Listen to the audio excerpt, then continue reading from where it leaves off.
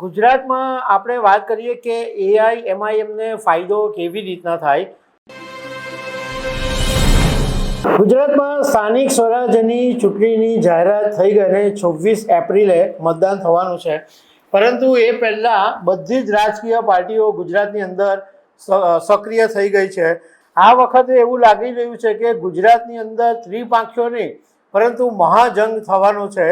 કારણ કે એઆઈએમઆઈએમ ના નેતા ઓવેસીએ ગુજરાતની અંદર પોતાનો પ્રચાર શરૂ પણ કરી દીધો છે અને પોતાના ઉમેદવારો ઊભા રાખવાની જાહેરાત પણ કરી દીધી છે. તો આના વિશે તમારી સાથે વાત કરીશ.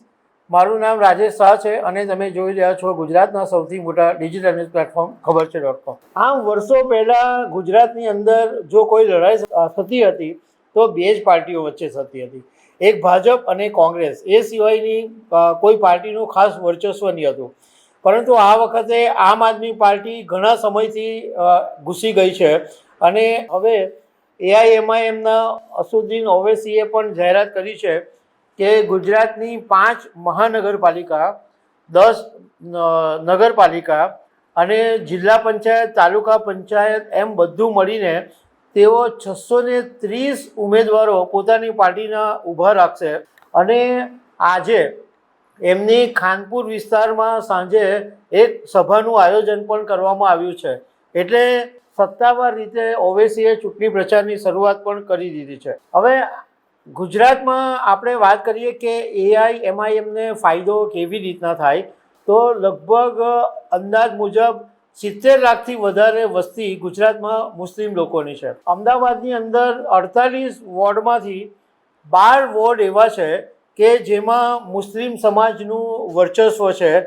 અને આ 12 વોર્ડની અંદર જમાલપુર, શાહપુર, દરિયાપુર, ખાડિયા, બેરામપુર, દાણી લીમડા, ખાંભા, મકતાનપુર, વેજલપુર, સરખેજ, ગોમતીપુર, વટવા આ બધા વિસ્તારો એવા છે કે જ્યાં મુસ્લિમોની વસ્તી સૌથી વધારે છે. એટલે ઓવૈસી ગુજરાતની અંદર આ સ્થાનિક સ્વરાજ્યની ચૂંટણીમાં ઝંપલાવી દીધું છે. અને 2021માં ઓવૈસીની પાર્ટીને 7 બેઠકો મળેલી અને ઓવૈસીને રાજકારણના જાણકારો એક સિરિયસ પ્લેયર તરીકે માની રહ્યા છે.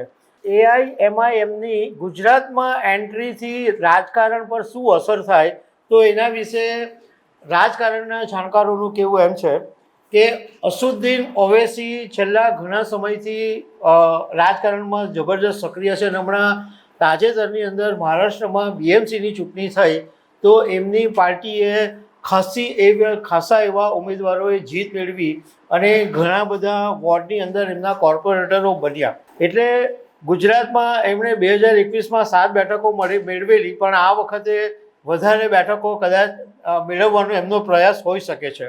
અસદુદ્દીન ઓવૈસીના આવવાથી સૌથી વધારે ફાયદો ભાજપને થાય. ઘણા બધા લોકો ઓવૈસીને ભાજપની બી ટીમ તરીકેનો આરોપ હંમેશા લગાવતા રહે છે. પરંતુ ભાજપને ફાયદો એવી રીતના થાય કે કોંગ્રેસની જે કોર વોટ બેંક છે એ લઘુમતી સમાજ છે અને લઘુમતી સમાજ વર્ષોથી કોંગ્રેસને વોટ આપે છે. હવે જ્યારે એઆઈએમઆઈએમના અસદુદ્દીન ઓવૈસીના ઉમેદવારો ઊભા રહે ત્યારે સ્વાભાવિક રીતના જે મુસ્લિમ વોટો છે એ ડિવાઈડ થઈ જવાના અને એ કોંગ્રેસ તરફ જાય અને ઓવૈસી તરફ જાય અને આમ આદમી પાર્ટીના જે વોટ મુસ્લિમ તરફ જવાના હોય એ પણ તૂટે. એટલે કોંગ્રેસ અને આમ આદમી પાર્ટીને મુસ્લિમ વોટ બેંકનું નુકસાન થાય અને એનો ફાયદો સીધો ભાજપને થાય. કારણ કે ભારતીય જનતા પાર્ટીને મુસ્લિમોના બહુ લિમિટેડ વોટ મળે, ઓછા વોટ મળે.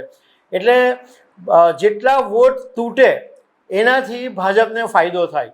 એટલા માટે ઓવૈસીના ઊભા રહેવાને કારણે કોંગ્રેસને મોટું નુકસાન થવાની સંભાવના છે. 2022ની વિધાનસભાની ચૂંટણીમાં પણ આપણે જોયેલું હતું કે કોંગ્રેસને સૌથી મોટું નુકસાન આમ આદમી પાર્ટી ઊભા રહેવાને કારણે થયું હતું. કારણ કે ઘણી બધી બેઠકો એવી હતી કે જે પાતળા માર્જિનથી કોંગ્રેસ હારી ગઈ હતી અને એ બધા જે વોટ તૂટેલા હતા એ આમ આદમી પાર્ટીને કારણે તૂટેલા હતા. એટલે ઓવૈસી હવે સ્થાનિક સ્વરાજ્યની ચૂંટણીમાં આવી ગયા છે એટલે મહાજંગ થવાનો છે. પરંતુ હવે જ્યારે વોટ પડશે અને પરિણામ આવશે ત્યારે ખબર પડશે કે ઓવેસીની અસર કેટલી પડી છે. તો દર્શક મિત્રો, આવી અનેક વાતો સાથે અમે તમને મળતા રહીશું. આભાર.